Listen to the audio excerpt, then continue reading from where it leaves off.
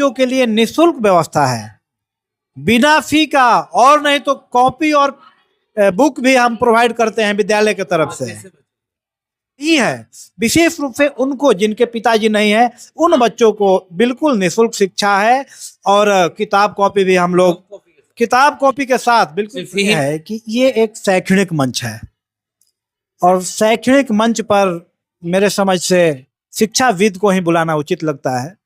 ऐसी बात पूर्व प्रधानाध्यापक श्री शंभुनाथ पाठक जी, बड़की नैनीजोर मध्य विद्यालय के पूर्व प्रधानाध्यापक श्री त्रिवेणीनाथ पाठक, और आज 12वां एनुअल डे मनाया जा रहा है। जब आप स्कूल खोले थे तो क्या दिमाग में लेकर के, क्या सोच लेकर खुले थे, और 12 साल का सफर कैसा रहा?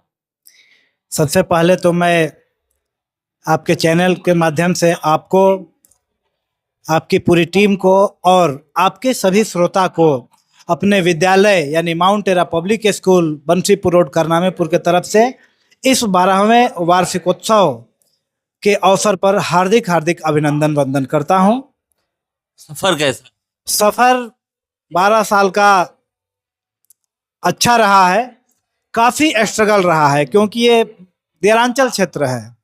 इसमें शिक्षा का अलख जगाना हमको बहुत टफ लगा, लेकिन फिर भी हम लगे रहे। जब 2014 में हम लोग विद्यालय का ओपनिंग किए थे तो हम लोग का मुख्य उद्देश्य था कि इस क्षेत्र में गरीब बच्चों में, इस क्षेत्र के गरीब बच्चों में शिक्षा की अलख जगाना, जिसमें हमें अभी तक काफी हद तक सफलता भी मिली है। क्या कभी ऐसा भी लगा कि स्कूल बंद करके जाना पड़ेगा? क्योंकि आप खुद ही कह रहे हैं कि ये दिरांचल है और दियारा क्षेत्र में गरीब बच्चों के बीच शिक्षा का अलग जगाना एक बहुत ही मुश्किल। देखिए, कहा गया है कि मानो तो हार, ठानो तो जीत।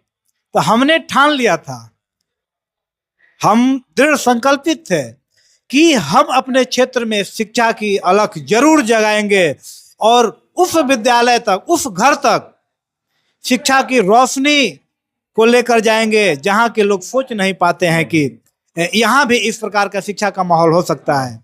जैसे आप चले जाइए, ढाबी एक गांव है, ढाबी में हमने शिक्षा का अलख जगाया।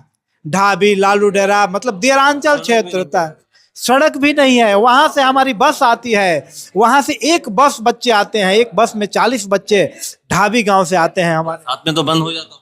हाँ, बाढ़ में तो बंद हो जाता है। कैसे हो पाया? कैसे? तो पूरे बाढ़ के टाइम सिलेबस कंप्लीट हम लोग एक्स्ट्रा टाइम में करवाते हैं। बच्चे जब 1 महीना लगभग बाढ़ के टाइम में विद्यालय बंद रहता है, तो उसके बाद जब बच्चे आने लगते हैं पानी खत्म होने के बाद, तो एक्स्ट्रा टाइम में हम बच्चों का सिलेबस कंप्लीट करवाते हैं। यहाँ पर सुविधा, यहाँ देखिए कंप्यूटर की सुविधा है, ट्रांसपोर्ट तो ऑलरेडी है, ये तो हर जगह है, लेकिन नवोदय, नेतरहाट, सैनिक विद्यालय, CHS, वनस्थली विद्यापीठ आदि सभी विद्यालयों में प्रवेश परीक्षा की तैयारी हम लोग बहुत अच्छी तरह से करवाते हैं यहीं पर, इसी विद्यालय में, और सफलता भी मिली है। अब देखिए, आपको बता देते हैं, इसी विद्यालय की पढ़ी एक सृष्टि मिश्रा महुआर की बच्ची जो 8 क्लास तक यहाँ पढ़ी है, उनका CHS में सिलेक्शन हुआ। आज वो अपना क्षेत्र में अपने परचम लहरा, नीट की तैयारी भी कर रही है। प्रज्ञा दुबे, जूही दुबे, जिनका सिलेक्शन वनस्थली विद्यापीठ में हुआ है, इसी विद्यालय से पढ़कर। कैसा लगता है जब ये सब उपलब्धियां? मन एकदम गदगद हो जाता है। जब इस प्रकार का रिजल्ट आता है तो मन गदगद हो जाता है, बहुत अच्छा लगता है। ऐसा लगता है कि हमारी मेहनत जो है सफल हुई। आगे के लिए क्या? आगे के लिए बस ऐसा ही प्लानिंग है। पिछले 2 साल पहले, आपका ये 2026 है, 2025 में जो रिजल्ट आया था मैट्रिक का, उसमें 95% इस विद्यालय की बच्ची लाई थी, साक्षी कुमारी, जिसका इंटरव्यू आप ले चुके हैं किसी दूसरे स्टेज पर, मंच पर। तो 95% रिजल्ट ला चुकी है। हमारा उद्देश्य है और आने वाले समय में निश्चित रूप से हम इसमें सफल हो पाएंगे। हमारा उद्देश्य है कि यदि स्टेट टॉपर नहीं तो जिला टॉपर इस विद्यालय के बच्चे जरूर करेंगे। इस साल भी उम्मीद है? इस साल भी उम्मीद है जी, उम्मीद है। बच्चे मैट्रिक एग्जाम देकर आए हैं, उम्मीद है कि बहुत अच्छा। सबसे बड़ी उपलब्धि ये है, हम मानते हैं कि हम लोग बेस जो है उसका, बच्चों का प्लेटफॉर्म इतना मजबूत कर देते हैं कि आगे वाले पढ़ाई में 9th-10th में उसको कहीं प्रॉब्लम होने की संभावना ही नहीं है।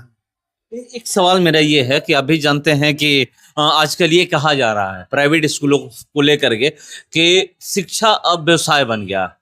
गरीबों को कैसे, जो गरीब के बच्चे हैं उनको कैसे आप पढ़ाते हैं, कैसे मतलब क्या उनके लिए क्या कुछ छूट है?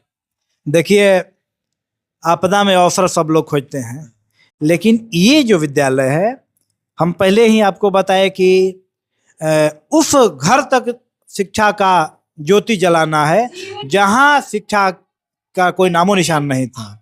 तो गरीब बच्चों के लिए निःशुल्क व्यवस्था है, बिना फी का, और नहीं तो कॉपी और बुक भी हम प्रोवाइड करते हैं विद्यालय की तरफ से।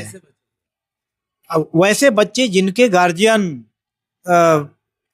सक्षम नहीं है या जिनके पिताजी नहीं है, विशेष रूप से उनको जिनके पिताजी नहीं है, उन बच्चों को बिल्कुल निःशुल्क शिक्षा है। और किताब कॉपी भी हम लोग किताब कॉपी के साथ, बिल्कुल फी ही माफ नहीं, फी ही माफ नहीं, माफ के साथ साथ किताब कॉपी के साथ ड्रेस भी हम लोग देते हैं। इतनी सारी व्यवस्था और दिए हैं बहुत है।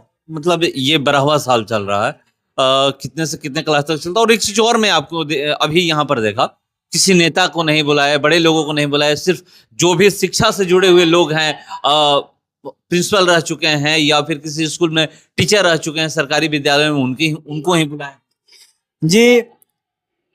इसका कारण ये है कि ये एक शैक्षणिक मंच है, और शैक्षणिक मंच पर मेरे समझ से शिक्षाविद को ही बुलाना उचित लगता है।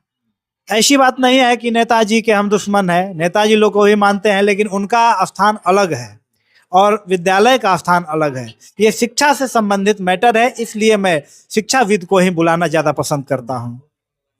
यहाँ पर इस मध्य विद्यालय करनामेपुर के पूर्व प्रधानाध्यापक श्री शंभुनाथ पाठक जी, बड़की नैनीजोर मध्य विद्यालय के पूर्व प्रधानाध्यापक श्री त्रिवेणीनाथ पाठक, और अपने विद्यालय के सभी शिक्षक स्टाफ हैं। सुधाकांत मिश्रा जी हैं सोनबरसा से, रंजन श्रीवास्तव तो स्टाफ हैं। यही लोग आए हैं जो शिक्षा से जुड़े हैं। जी, परिचय दे दीजिए। मैं विनोद कुमार यादव, मेरा घर महुआर है। मैं यहाँ 2014 में विद्यालय की स्थापना की थी और अभी सफलतापूर्वक विद्यालय चला रहे हैं।